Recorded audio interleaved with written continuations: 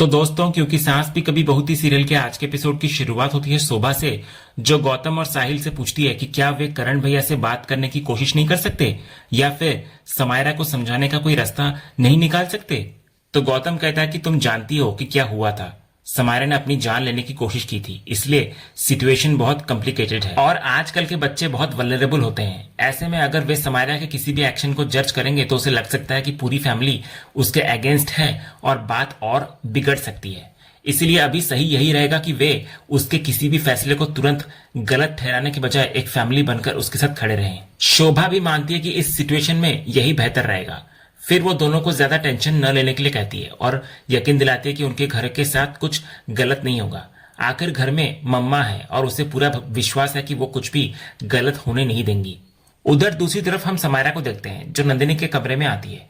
नंदिनी उसे बाहर खड़ा देखकर अंदर आने के लिए कहती है और पूछती है कि क्या कोई बात करनी थी या उसे किसी चीज की जरूरत है। तो समायरा कहती है कि हाँ, उसे कुछ चाहिए। तो नंदिनी पूछती है कि उसे क्या चाहिए। फिर उसे याद आता है कि समायरा ने काफी समय से कुछ खाया नहीं है, इसलिए वो उसके लिए कुछ खाने के लिए लेकर आती है। लेकिन समायरा कहती है कि उसे खाने के लिए कुछ नहीं चाहिए। वो नंदिनी को अपने पास बैठने के लिए कहती है। इसके बाद समायरा नंदिनी को बिठाती है और कमरे का दरवाजा अंदर से बंद कर देती है। फिर समायरा अपनी माँ के सामने एक जरूरी रिक्वेस्ट रखती है। उसे नंदिनी की परमिशन और उसकी हाँ चाहिए। तो नंदिनी इस पर उसको समझाती है कि वो तो सब जानती है कि इस समय घर में क्या चल रहा है। उसने बड़ी मुश्किल से करण को इस बात के लिए मनाया है कि वो सुभाष जी से समायरा और सिद्धार्थ के रिश्ते के बारे में बात करे। लेकिन समायरा कहती है कि उसे परमिशन किसी और चीज के लिए चाहिए। वो चाहती है कि उसे अभी सिद्धार्थ से मिलने दिया जाए।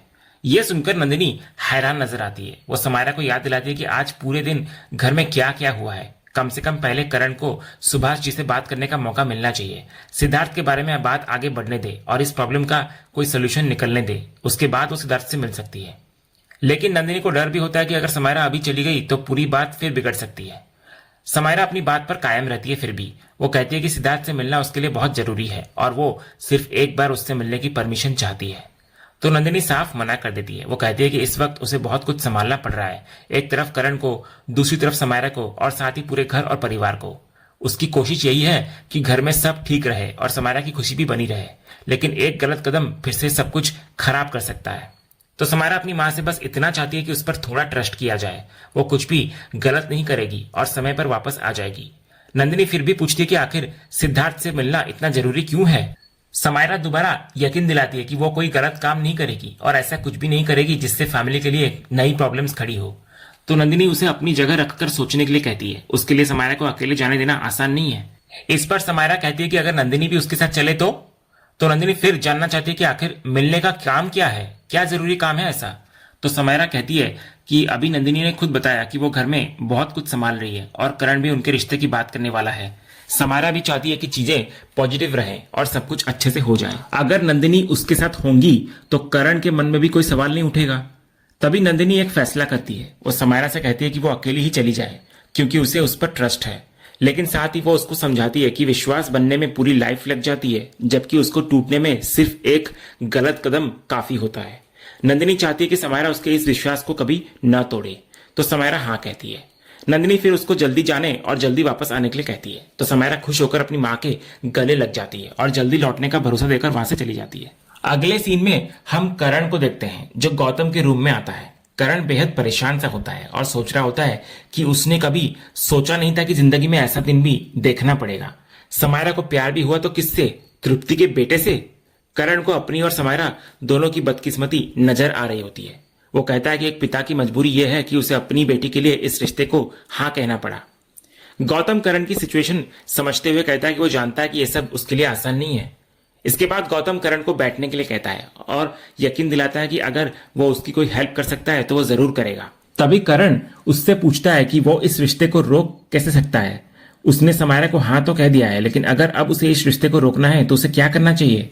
तो गौतम समझाता है कि यह बहुत मुश्किल है। वो कहता है कि समायरा इस रिश्ते को लेकर इमोशनली इतना आगे जा चुकी है कि उसने अपनी जान तक देने की कोशिश की थी। इसलिए इस रिश्ते को खत्म करना इमोशनली बहुत मुश्किल होगा। लीगली भी दोनों को अलग करना आसान नहीं है क्योंकि दोनों एडल्ट्स हैं। लेकिन करण इधर मानता है कि कुछ तो करना ही पड़ेगा। उसके हिसाब से समायरा अभी बच्ची है और उसको समझ नहीं आ रहा कि वो क्या कर रही है। वो डरता है कि समायरा अपनी लाइफ बर्बाद कर देगी और जब तक उसे अपनी गलती समझ आएगी तब तक बहुत देर हो चुकी होगी। वो कहता है एक पिता होने के नाते करण को लगता है कि उसे अपनी बेटी के लिए कोई कदम उठाना ही पड़ेगा। गौतम पूछता है कि आखिर वो क्या करेगा, तो करण कहता है कि उसे खुद भी नहीं पता, इसलिए तो वो गौतम के पास आया है। फिर वो कहता है कि अगर अभी कुछ नहीं कर सकते तो कम से कम कुछ दिन और ले लेते हैं। इस दौरान समारा से बात करते हैं, उसे कन्विंस करने की कोशिश करते हैं और फिलहाल इस रिश्ते को कुछ टाइम के लिए टाल देते हैं। तभी गौतम करण को सलाह देता है कि वो पहले जाकर सुभाष से बात करे, लेकिन करण बोलता है कि सुभाष से बात करने से पहले वो समारा से बात करना चाहता है। वो सिद्धार्थ को बिल्कुल नहीं जानता, सिर्फ समारा के कहने पर उसने हाँ कर दी, लेकिन इतनी आसानी से वो इस रिश्ते को स्वीकार नहीं कर सकता। करण को सबसे ज्यादा चिंता तृप्ति को लेकर होता है। उसे लगता है कि समारा तृप्ति की असलियत नहीं समझती। उसके मुताबिक तृप्ति डेंजरस है और समारा को इस बात का जरा भी अंदाजा नहीं है। गौतम उसको समझाता है कि उसने जितना सिद्धार्थ को देखा है उसके मुताबिक सिद्धार्थ तृप्ति को अपनी असली मां मानता है और शायद असली मां से भी ज्यादा उसकी रेस्पेक्ट करता है। वो तृप्ति पर ब्लाइंडली ट्रस्ट करता है। इसलिए अगर समायरा ने तृप्ति के खिलाफ कुछ भी कहा तो सिद्धार्थ उसके खिलाफ हो सकता है और वो समायरा के लिए सही नहीं होगा। गौतम आखिर में करण को समझाता है कि प्यार बहुत कॉम्प्लिकेटेड चीज है, ये हमेशा लॉजिक से नहीं चलता और इस बात को करण और गौतम से बेहतर कौन समझ सकता है। तो ये सुनकर करण कुछ देर के लिए शांत हो जाता है और फिर उसके मन में एक बात आती है कि शायद अब उसके पास सिर्फ एक ही रास्ता बचा है। अगले सीन में हम देखते हैं कि समायरा सिद्धार्थ से मिलने के लिए एक रेस्टोरेंट में आई हुई होती है। तभी सिद्धार्थ घबराया हुआ वहां पहुंचता है। उसको देखते ही वो सबसे पहले ये जानना चाहता है कि आखिर हुआ क्या है और घर पर सब ठीक तो है ना। समायरा ने अचानक फोन करके बुलाया था, इसलिए वो काफी टेंशन में आ गया था। उसे यह भी समझ नहीं आ रहा था इतना सब कुछ हो जाने के बाद समायरा को घर वालों ने बाहर आने कैसे दिया। इसके बाद सिद्धार्थ उससे पूछता है कि कहीं वो घर से छिपकर तो नहीं आई है। तो समायरा उसे टेंशन न लेने के लिए कहती है और कहती है कि वो छिपकर नहीं आई, उसने अपनी मां नंदिनी से परमिशन लेकर उससे मिलने के लिए कदम बाहर रखा है। सिद्धार्थ ये सुनकर हैरान होता है कि नंदिनी ने उसे आने दिया।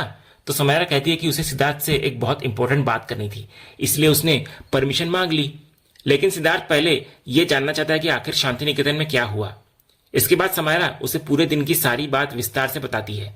वो कहती है कि करण ने पहले इस रिश्ते को मानने से साफ इनकार कर दिया था। हालात इतने बिगड़ गए कि उसने खुद की जान लेने की कोशिश की और अपनी बेटी की ऐसी हालत देखकर करण को आखिरकार इस रिश्ते के लिए हाँ कहनी पड़ी।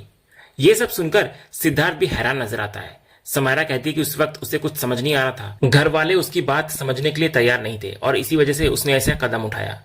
उधर शांति निकेतन में करण समायरा के रूम के बाहर आकर खड़ा होता है। उसके मन में अब भी यही चल रहा होता है कि चाहे कुछ भी हो जाए उसे समायरा को समझाना ही पड़ेगा। वो सोचता है कि अपनी बेटी से प्यार से वो बात करेगा और उसे पूरा यकीन है कि समायरा उसकी बात जरूर समझेगी। इतना सोचकर करण कमरे का दरवाजा खोलता है, लेकिन अंदर पहुंचते ही उसकी नजर बिस्तर पर जाती है। चादर ओढ़कर कोई सो रहा होता है तो करण को लगता है कि समायरा सो रही है, लेकिन असल में चादर के अंदर गरिमा होती है।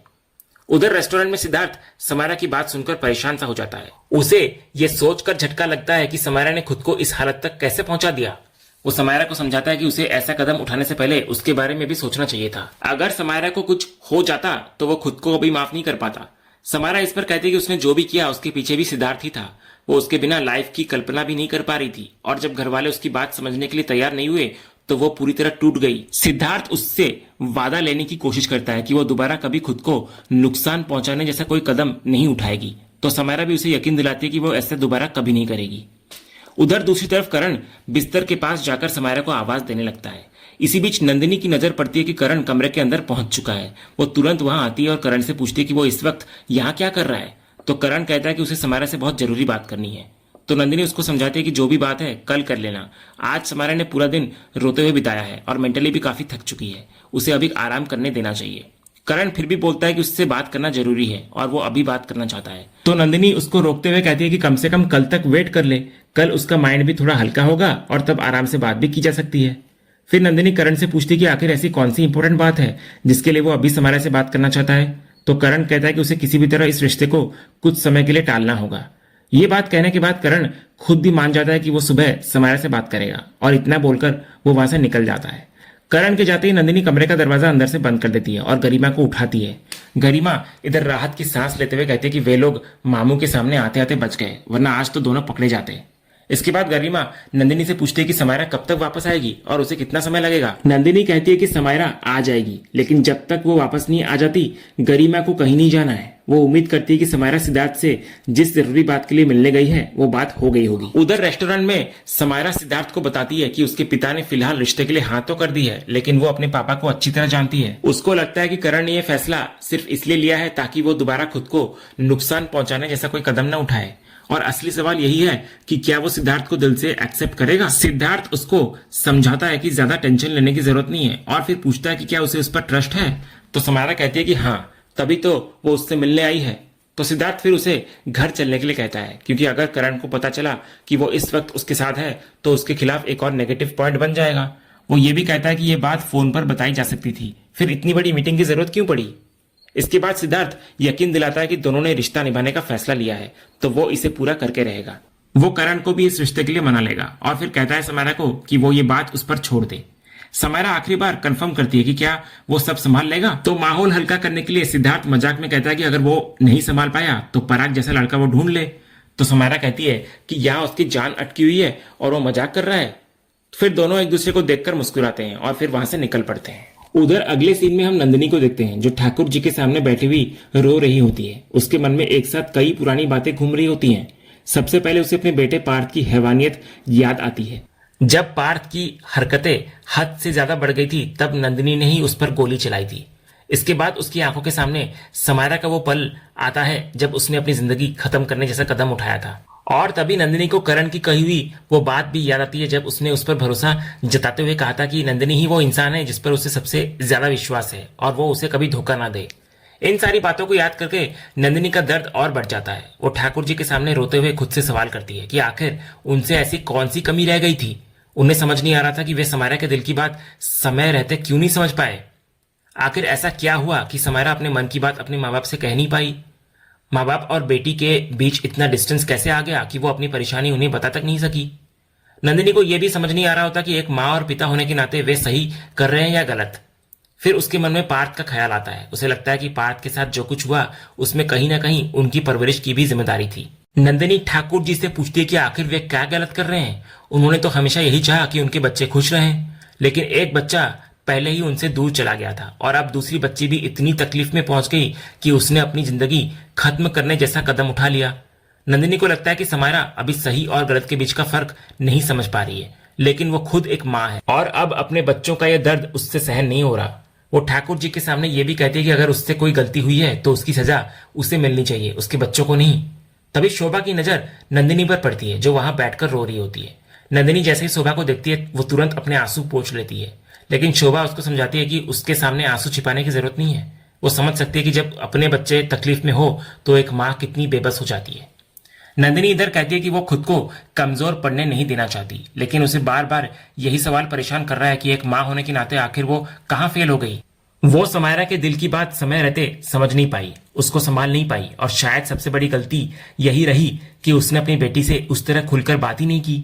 नंदिनी को लगता है कि अगर उसने समय रहते समायरा को अपनी बेटी के साथ साथ अपना दोस्त भी बनाया होता तो शायद वो उसके दिल की बात जान पाती और आज ये नौबत ही नहीं आती। उसको सबसे ज्यादा दुख इस बात का है कि आज उसका पूरा परिवार एक साथ होते हुए भी अंदर से एक साथ नहीं है। शोभा नंदिनी को इस पर समझाती है कि इसमें उसकी गलती कैसे हो सकती है और समायरा भी पूरी तरह गलत नहीं है, क्योंकि प्यार करने से पहले उसे थोड़ी ना पता था कि सिद्धार्थ तृप्ति का बेटा है और दोनों परिवारों के बीच अतीत में इतना कड़वा रिश्ता रहा है। नंदिनी कहती है कि अब तो समायरा को सब पता है ना। तो इस पर शोभा समझाती है कि प्यार में कई बार इंसान सही और गलत के बीच का फर्क भूल जाता है और समायरा के साथ भी शायद यही हुआ है। शोभा नंदिनी को यह भी कहती है कि उसे खुद को खराब मां समझने की जरूरत नहीं है, क्योंकि नंदिनी हमेशा अपने बच्चों के साथ खड़ी रही है। उसने उन्हें बहुत प्यार दिया, हर मुश्किल में संभाला और उनकी परवरिश में कोई कमी नहीं छोड़ी। बस इस बार सिचुएशन उसके हाथ से बाहर चली गई। शोभा आगे समझाती है कि आज की जनरेशन थोड़ी अलग है। बच्चों से हर बात सिर्फ रोक कर, डांट कर या समझाकर नहीं करवाई जा सकती और माँ बाप हमेशा अपने बच्चों को प्रोटेक्ट करना चाहते हैं, लेकिन कई बार उनकी प्रोटेक्शन और बच्चों की अपनी दुनिया के बीच जो बहुत पतली सी बाउंड्री होती है उसे माँ बाप जाने अनजाने क्रॉस कर जाते हैं। और आखिर माँ बाप भगवान तो नहीं होते ना, उनसे भी गलतियां हो सकती हैं, लेकिन इसका मतलब ये बिल्कुल नहीं कि बच्चों के साथ होने वाली हर गलत चीज की वजह माँ बाप ही हों। इसलिए शोभा नंदिनी से कहती है कि वो खुद को इतना दोष ना दे, वो एक गलत माँ नहीं है। लेकिन नंदिनी अचानक एक ऐसी बात कह जाती है जिससे शोभा भी चौंक जाती है। नंदिनी कहती है कि गलतियां होती है शोभा, पार्थ ने कैसे। इतना कहते कहते नंदिनी अचानक रुक जाती है। तभी शोभा उसकी तरफ देखकर पूछती है कि पार्थ ने कैसे मतलब। लेकिन नंदिनी के पास इस सवाल का कोई जवाब नहीं होता। वो खामोश रह जाती है और हैरान भी। और इसी अधूरे सवाल के साथ आज का यह एपिसोड यहीं पर खत्म होता है। तो दोस्तों, अब कहानी में सबसे बड़ा सवाल यही है कि समायरा और सिद्धार्थ के इस रिश्ते को आगे बढ़ाने के लिए सिद्धार्थ क्या कदम उठाएगा और क्या करण अपने फैसले पर कायम रहेगा। आपको क्या लगता है आगे क्या होने वाला है? कमेंट में अपनी राय जरूर बताएं। वीडियो पसंद आया हो तो लाइक करें, दोस्तों के साथ शेयर करें और सास भी कभी बहू थी के ऐसे ही लेटेस्ट एपिसोड और नए ट्विस्ट के लिए चैनल को सब्सक्राइब करना बिल्कुल ना भूलें और बेल आइकन को भी जरूर दबा लिया करें। मिलते हैं अगले एपिसोड के अपडेट के साथ, तब तक के लिए धन्यवाद।